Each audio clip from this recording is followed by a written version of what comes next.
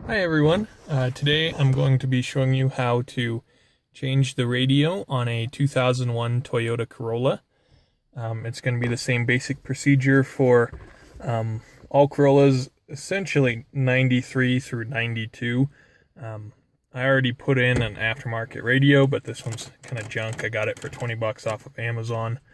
I've been really annoyed with it, so I bought a little bit nicer of a radio.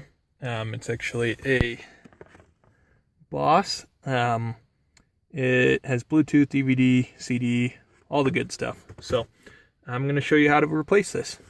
So to start though, what you're going to need to do is disconnect the negative battery cable from the battery under the hood so that you don't shock yourself or create any short circuits or blow any fuses. With the battery terminal disconnected, you're going to take a flathead screwdriver and you're just going to pry this faceplate off from around the radio here. So once you have that faceplate off, just so you know, there's some electrical plugs you have to unplug for the clock and the emergency lights. So just, push the buttons and unplug those. Next, there's 4 different brackets here for the radio, right here that have Phillips head screwdrivers. There, and there. So you're going to need to take those off next. So with those bolts undone, the radio slides right out. You're going to need to disconnect the antenna wire here and all of the other electrical connections. And then next you're going to need to take these brackets off of the radio here so you can install them on the new radio. Alright, so with everything pulling out, I just wanted to show you the wiring diagram. This is for 1998 later Toyota Corollas. I'll show you the whole page, but the main one that I'm concerned with, or the main section, is actually right here, because I'll show you which ones are the power ones. I just need to know which one, for the front doors, front passenger speaker, and then the front driver speaker, just so I know all the colorings for those, so that I can wire them correctly to my new radio. As I'm going through and looking at these myself, I'm realizing that you're definitely going to need this to help you decode what the lettering is as you're looking at the different wires. I remember when I went through and did this the first time that there were actually 2 plugs that I cut all the wires from, both here and here. So I'm going to connect all the speakers and then we'll go over the power ones. Okay, so a couple of tips here. In the book for the rear right negative line, it says white. However, mine looked much more tannish. There's also a yellowish one, which is right there in the center. I mean, that doesn't look too much more different from that one. But anyways, that's how I had it wired before, and that was what worked properly. Don't get thrown off. There's actually a black wire that isn't the ground. That's one of the speaker wires. That's the rear, or let's see. Yeah, the rear left positive wire is black. I don't know why. Anyways, so for the power lines, what you have is your ground is going to be a dark brown color here. Oh, and a little tip, previously I had crossed all the wires and used electrical tape. It was extremely sticky undoing them all, so this time I've used these caps, and much easier and cleaner. It costs a little bit more, but I think it's worth it. So anyways, the ground is going to be this brown wire. It's going to connect to your ground. Let's see. Then your constant power is going to be, I can't really see it super well. It's a bluish one with a yellow stripe on it. Is going to be your constant power. And then your running power is, what is that? Kind of a grayish, almost greenish one. That's so that the presets will stay on, as well as, it'll keep the clock running and all that. So it'll get a little bit of constant power. Let me get that to focus. There you go. It's that one there. It's your constant power. Usually connects to a red one.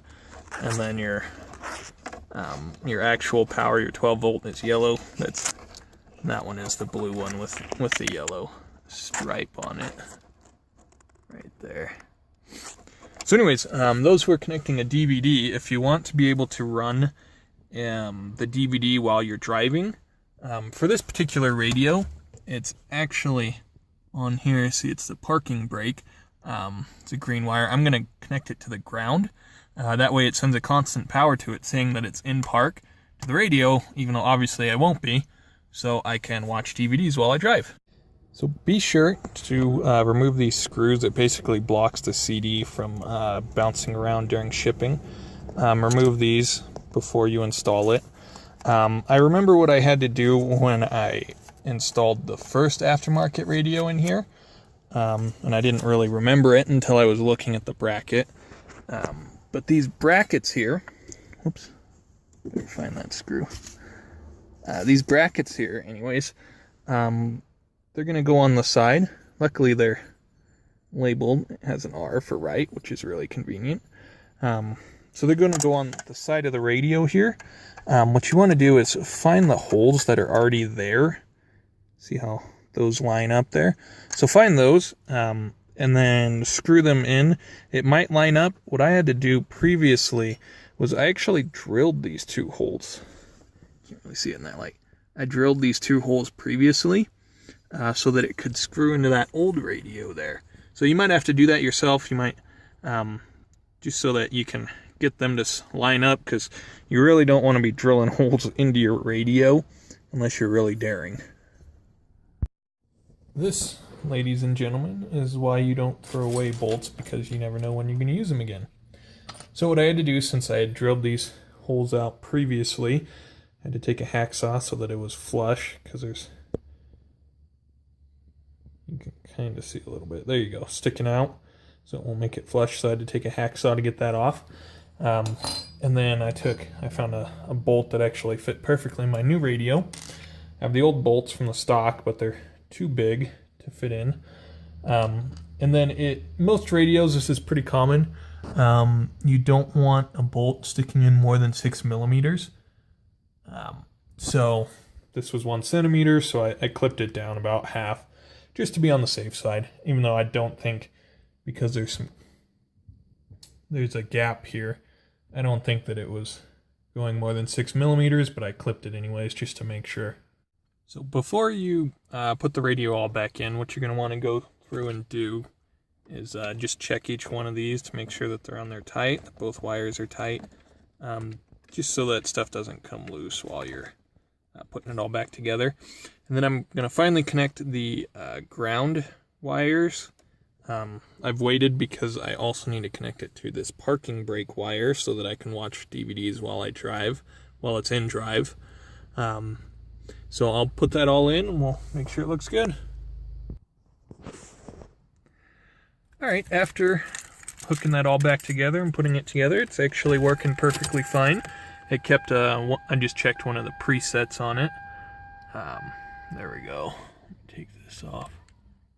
Or what I believed in, and I loved music because it was an opportunity for me to express. Super nice. All you need to do is don't forget to step away from acting, actually don't forget to reconnect the antenna as you're putting the radio in. That's real easy to forget. And then as you're putting basically the vents back on here, don't forget to reconnect the clock and